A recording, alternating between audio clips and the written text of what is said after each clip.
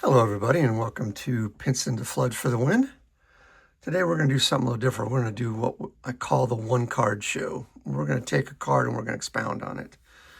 And one of my favorites to do that with, and a card that I always enjoy doing stuff with, are leader cards because you can get with many players on them. This one happens to have 5, and what makes this one unusual is it's one of the only ones, I think it's the only one that has 5 on it or more that doesn't have any Hall of Famers. In fact, the first Hall of Famers don't even appear till, I think one's at 9 and one's at 11. That's Whitey Ford and Jim Cott. This was the wins leader from 1964. So it was Dean Chance, Gary Peters, Wally Bunker, Juan Pizarro, and Dave Wickersham. And this is Wickersham, excuse me. This is one I think is great because it's not a lot of people you might know about, but a number of them had really great careers. And in fact, most of them did. But this is what this is going to be on. We're going to start by looking at fifth in wins, which was Dave Wickersham. He was tied with Pizarro and Bunker with 19. And here's some of his cards. There's the 67. Here's the 64. Here's the 61. And of course, I always like to show off my flip. The first one had it on, and this one does too. This is Dave Wickersham. This is his 65, which I think is just a great card. Again, this is the stuff I love to collect. I get just as excited getting one of these cards as people do maybe over getting one of their favorite players that's a Hall of Famer. I love these type of collections. And I think Dave Wickersham is a perfect example of that.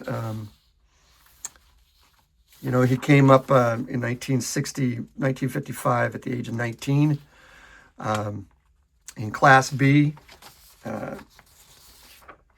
Picked up by, he's drafted by Kansas City Athletics, and he's one of 4 players. I mean, this is, talk about rarity and just things you find out about players. He's one of 4 players to have played for the Kansas City Athletes and then the Kansas City Royals, which the Royals were an expansion team in 1969. And Mo Drabowski, Aurelio Montagudo, and Ken Sanders are the other 3. Names, of course, that most of us don't know much about. Mo Drabowski you might have heard of a little bit, but it's only one of 4 players to have played with both the Kansas City Athletics and the Kansas City Royals.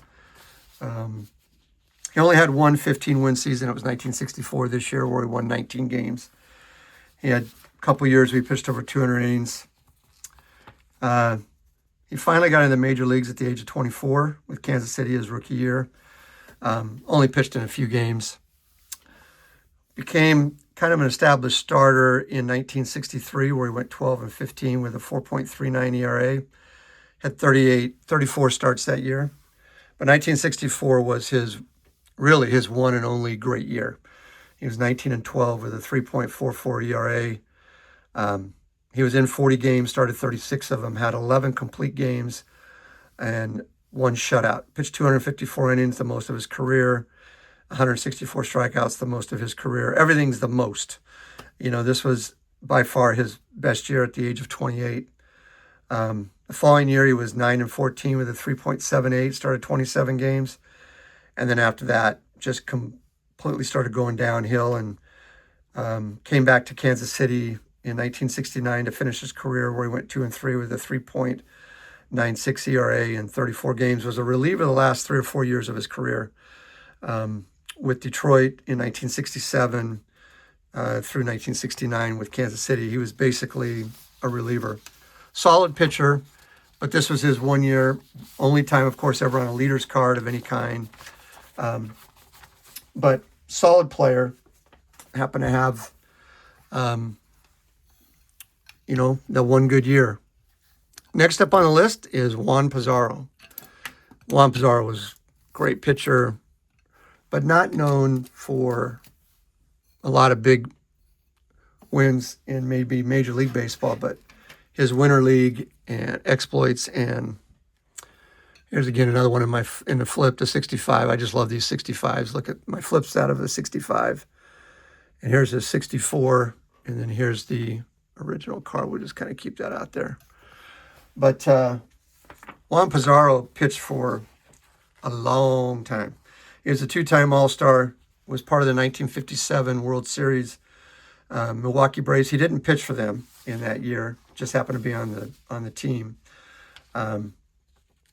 He got in the major leagues at the age of 20 of that year, 1957 with Milwaukee. Had a 5.26 ERA, 4.62 ERA, excuse me, in 99 innings, started 10 games, but did not get in the World Series, didn't pitch in any of those games. He pitched a lot in winter ball and in the Puerto Rican League and a number of other places, a lot of the Caribbeans, and has over 400 wins total in his career. Now, there are not many people that can say that, whether, counting everything, counting his major league and winter league and minor league and all that, over 400 wins. He had 18 seasons in the majors, with 1964 also being his best. He was 19-9 that year with the Chicago White Sox. He got traded in 1960 from Milwaukee to the White Sox in the offseason and stayed with the White Sox through 1966. But in 1964, he was 19-9 with a 2.56 ERA, started 33 games and had 11 complete games with 4 shutouts. The year before, in 63, had another really good year, 16-8, 2.39 ERA, 28 starts, 10 complete games, and 3 shutouts. Both years over 200 innings. He never would reach 200 innings again after the 1964 year. Was still a starter off and on, starter reliever, kind of went both ways. He went from Chicago to Pittsburgh, Pittsburgh to Boston, Boston back to Pittsburgh. 1969, he was with Cleveland for the whole year, basically as a reliever. Finished 23 games, had 4 saves, had a 3.16 ERA. Went to Oakland after that in 69. Bounced around with some minor league teams, then came back with the Chicago Cubs all the way through 1973. Was a starter 1 year in 1971. Had a 3.46 ERA, was 7-6, but never did achieve the status that he did off of his 1964 leaders card. But overall, it was 257 wins, 165 losses in his career at all levels, 21 seasons, 3.32 ERA. Pitched over 3,600 innings, almost 1,500, 3,000 strikeouts, which is no small feat. And if you add in, like I said, the Winter League stats, he was really phenomenal. He was scouted and found by Luis Olmo, who was a great scout out of Cuba, and was an American League All-Star in 63 and 64, leading the AL in strikeouts per inning, back-to-back in 61 and 62. In Winter League Baseball, this is where he gets a lot of his notoriety, pitching for Cagos Criollos and the Santurce Crabbers in the Puerto Rican Winter Baseball League, is one of the top pitchers in the league's history. On November 10th, 1957, he struck out 19 to break the league record of 17 held by Satchel Paige and Bob Turley. He later added a no-hitter and a one-hitter that winter, then struck out 17 Cardaviejo Yankees in the 1958 Caribbean Series, shattering the Caribbean Series mark of 12. Looking at his entire professional career, Pizarro won over 400 ball games. His regular season count, 392, 197 in the U.S., 131 in the majors, 66 in the minors, plus 38 more in Mexico in the late 30s, and 157 while playing winter ball in his homeland. Just a tremendous player. He died at the age of 84, succumbing to cancer. He had battled for a number of years in 2021. 1956 MVP of the South Atlantic League, the Jacksonville Braves. Two-time All-Star, 15-win seasons. He had 2 of them. 200 inning pitch seasons. He had 3 of them. Won a World Series with the 57 Braves, like I said. There's a great bio by Gregory Wolf. By Roy Costello, and I'll leave a link to that on his Saber Project bio. I talk a lot about that because those bios are all well worth reading. I leave a lot of them in the links. Highly recommend them. I think they're really well done, and just think they're worth the time to take to read them. Next up is Wally Bunker. And he was a rookie in 64. There's his rookie card. Here's a 65 trophy card. The 65, I love those 65s. That's why a lot of them are in the Mag Pros with my flip. I just really enjoyed them. He basically had one good year. That was pretty much his whole career. And that's 1964. He came up at the age of 18 in 1963 with Stockton of the Cal League, where he was 10-1 with a 2.55 ERA. He came up to the majors in 1963. Later that year, with Baltimore, got into just one game, started it, went 4 innings, and then had a breakout year in 1964 where he went 19-5 with a 2.69 ERA. In 29 starts, he had 12 complete games, 1 shutout, 214 innings pitched, only 161 hits given up, which is a really good ratio. Only struck out 96, but was, again, made a leader's card. He had a heck of a year. The next 2 years, 65 and 66, he won 10 games each year, 10-8 and 10-6 with a 3.38 ERA and a 4.29 ERA. Then bounced around with Baltimore kind of coming up and down, went back to Rochester in 68, was traded to the Kansas City Royals as part of the expansion draft in 69 and was basically their ace. He was 12-11 with a 3.23 ERA and 31 starts. He had 10 complete games, 1 shutout, 222 innings pitched, the most in his career, 130 strikeouts, the most of his career. Following year, he went 2-11, went back to Omaha, came back up to the majors in 71, and then back to Omaha in 71, and then that was the end of his career at the age of 27. He was out of baseball. Ended his career at 82-66 with a 3.41 ERA. Had 786 strikeouts in 1,300 innings, had 50 complete games, 8 shutouts. But he, one of the things that he did do that's you can't ever take away is, as a 19-year-old, he earned a spot in the O's rotation in 64. In his first outing that year, on May 5th, he threw a 1-hitter against the Washington Senators. He won his first 6 starts overall, went 19-5 with that 2.69 ERA. He finished second in the American League Rookie of the Year balloting to Tony Oliva. Not a bad guy to lose to. And in 1966, he hurled a shutout in Game 3 of the 1966 World Series as the Orioles swept the Dodgers. However, he only won 5 games over the next couple of years. But, that year, to say that you were one of the pitchers that shut out the Dodgers, that's a nice little thing to have on your resume. You got a World Series win and you shut out the Dodgers. He was a 1964 Topps All-Star Rookie Team, AL percentage leader in 1964 with that 19-5 record. He had one 15-win season, 2 years. He pitched over 200, and again won that World Series game with the Baltimore Orioles. That is Wally Bunker. Second on the list, and a really solid player, was Gary Peters. And Gary Peters has a trophy card too. There's a couple more of my flips. Of course, I have to have a 65, right? I've been showing a 65 this whole time. Don't mind me, I'm just moving stuff around. There's some of his cards. The 61, his rookie card. You have the 64, where he gets the Topps trophy, 67, and the 65. Gary Peters would end up having a pretty good career. He was a Rookie of the Year, 1961, two-time All-Star, 2-time ERA title winner. Came up at the age of 19 with Holdridge in the D League. Was initially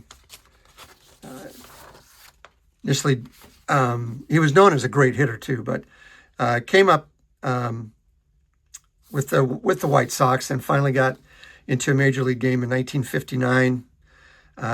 Just got into 2 games, finished one of them, only pitched one inning. Started the 1960 season at San Diego, got called up by the White Sox, went back to San Diego, pitched most of 61 there, got called up by the White Sox, and then in 62 finally, after starting off with Indianapolis, made it to the big leagues and stayed. 1963 would be a breakout year. He was 19-8 with a 2.33 ERA, pitched 243 innings, had 189 strikeouts. 1964, the year that he made the leader's card, he was one of only two 20-game winners, along with Dean Chance, who we'll talk about in a minute. He was 20-8 with a 2.50 ERA at 273 innings pitched, 205 strikeouts, and started 36 games with 11 complete games and 3 shutouts. Followed that up in 65, going 10-12 with a 3.62 ERA with the White Sox. 1966 had a dynamite ERA of 1.98, threw over 200 innings, was 12-10 that year. Had 27 starts with 11 complete games, 4 shutouts. 1967, he was 16-11 with the White Sox with a 2.28 ERA, 260 innings pitched, and 215 strikeouts, which would be his career high in strikeouts. Had a down year in 1968, going 4-13 with a 3.76 ERA. He was 10-15 with the White Sox in 69. And then the offseason was traded to the Boston Red Sox, where in 1970, he went 16-11 with a 4.06 ERA, over 200 innings pitched, 155 strikeouts. Was 14-11 in 1971 with a 4.37 ERA, 214 innings pitched. And in 1972, his last year in organized baseball, he was 3-3 with the Boston Red Sox. He was an outstanding pitcher, a really good hitter. He was used many times as a pinch hitter. He homered in 9 straight seasons from 1963 to 1971, something that is unmatched since. And of course, now that there's no pitchers hitting, we'll never see that again. May 26, 1968, Peter started the first game of a doubleheader for the White Sox in Yankee Stadium and batted 6th in the order ahead of Dwayne Johnson, Luis Aparicio, and Tim Cullen. He went 0-2. He was 1963 AL Rookie of the Year, 1963 Topps All-Star Rookie Team, 2-time AL All-Star in 64 and 67, 2-time AL ERA leader in 63 and 66, AL wins leader in 64, 15 win seasons, he had 4 of those, 20 win seasons, 1. He pitched over 287 times and had over 200 strikeouts 2 times. When he won Rookie of the Year in 63, he sandwiched between Tommy Tresh in 62 and Tony Oliva in 64. Was just a great, really good pitcher for about a 10-year career, and solid pitcher. The White Sox are known as having one of the best rotations all time in the 60s from 63 to 68. They put together pretty remarkable pitching team. They just could never get over the hump and win the division. They weren't a great hitting team of that era. They were just known for their pitching. Finally, we get to the number 1 pitcher, and a guy who was really, really great pitcher for about 5 years, and that's Dean Chance. I've got a bunch of Dean Chance cards. We've got the 65, the 62, the 64, and the 1970. Dean Chance was an enigma because he was a great pitcher, but he was also a headache in the clubhouse in a lot of ways. You read a lot of things. He was kind of an oddball. In fact, one of the best quotes is from Buck Rogers, who said, "He's the dumbest guy I ever caught." I just thought that was hilarious. He didn't hold back anything. And Mickey Mantle talked about how good of a pitcher he was, says, every time I see his name on a lineup card, I feel like throwing up. Obviously, Dean Chance had Mickey Mantle's number. He won the Cy Young. He was a 2-time All-Star and ERA title. Came up at the age of 18 with Bluefield in the Appalachian League and D-ball. Was 10-3 his first year with a 2.94 ERA. He made it to the Los Angeles Angels in 1961. Got into 5 games, had an ERA of over 6 at 6.87. Became a starter in 1962, went 14-10 with a 2.96 ERA. In 24 games started, he completed 16 of them and had 2 shutouts. That would start his run of 7 years in a row of over 200 innings pitched, 206 to be exact. In 1963, he was 13-18 with a 3.19 ERA, 35 starts, 4 complete games, 2 shutouts. 1964, the year of the leaders card. He was 20-9 with a 1.65 ERA, just outstanding. Had a 278 innings pitched, 194 hits given up, 207 strikeouts, one of 3 years that he threw over 200 strikeouts. It was just outstanding. Followed that up the following year when they became the California Angels. They changed the name from Los Angeles to California. Was 15-10 with a 3.15 ERA, 225 innings pitched, 164 strikeouts. Was 12-17 the following year. His last year with California with a 3.08 ERA, pitched 259 innings with 180 strikeouts. He'd be traded to Minnesota and have a kind of a resurgence over the next 2 years. It would be the second time he'd win 20 games, 20-14 in 1967, with a 2.73 ERA, 283 innings pitched, 220 strikeouts. Follow that up with a 16-16 year, 2.53 ERA. He started 39 games, had 15 complete games, 6 shutouts in 292 innings pitched, the most of his career. 1969, he was hurt. He only started 15 games, was 5-4 with Minnesota with a 2.95 ERA. In 1970, he was traded to Cleveland after starting the year off with the New York Mets. So went from Minnesota to the New York Mets to Cleveland. With Cleveland, was 9-8 had pitched in 45 games, 19 of them he started, 14 complete games, 1 shutout, at a 4.24 ERA. And his last year was 1971. At the age of 30, he'd be out of baseball. He went 4-6 with a 3.51 ERA with the Detroit Tigers.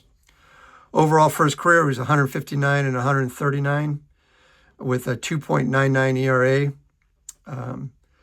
Pitched over 2,600 innings, had over 1,885 strikeouts.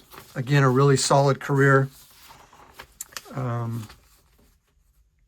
He was a 1964 American League Cy Young Award winner, 2-time 20-game winner. Of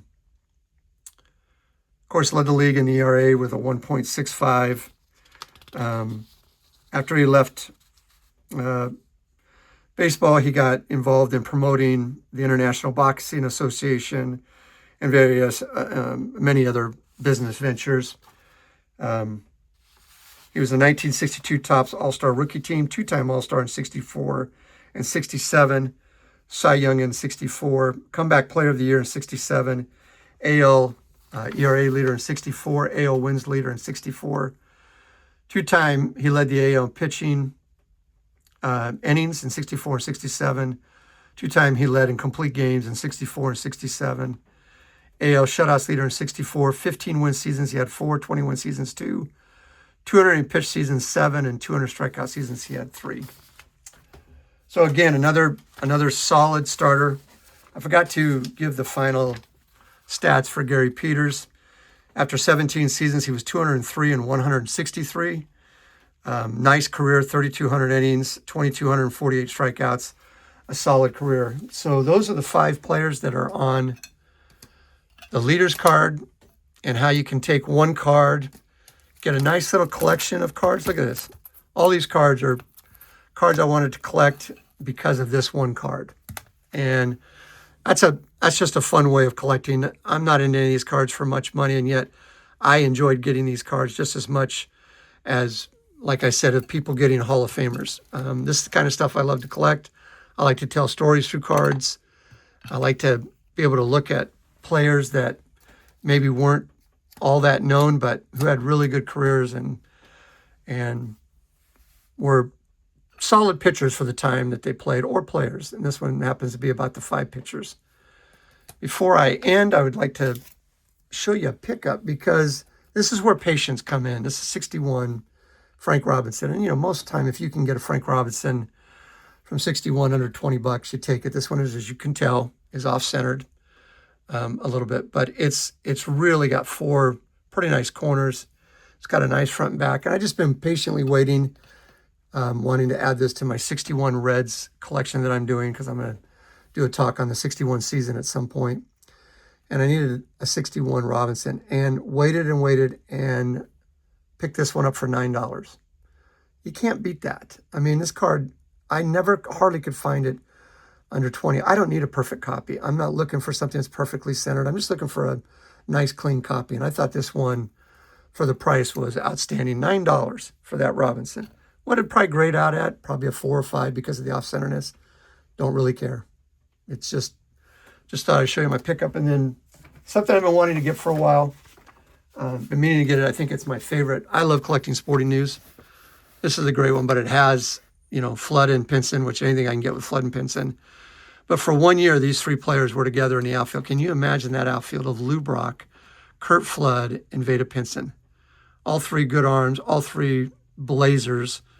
And what a beautiful, beautiful, this is going to go up in a frame. I'm going to put this up on my wall. But if you're a Pinson, Flood, or Brock fan, you've got to have this. This is just absolutely gorgeous. To my buddy nerding out with cards, this is something you should add to your collection. Without a doubt, John, you should have this. This is awesome. And I've been waiting for a nice copy, and this one turned out to be pretty nice. I picked it up it doesn't cost much, $5, I think. But thought I'd show you that. So again, everybody, thank you so much for watching, enjoying, commenting. Please subscribe, tell people about the channel. Get it out there. I hope to do a lot more stories and tell you a lot more stuff coming up. I've got a lot of things in the hopper that I'm looking forward to sharing with you. So until next time, take care.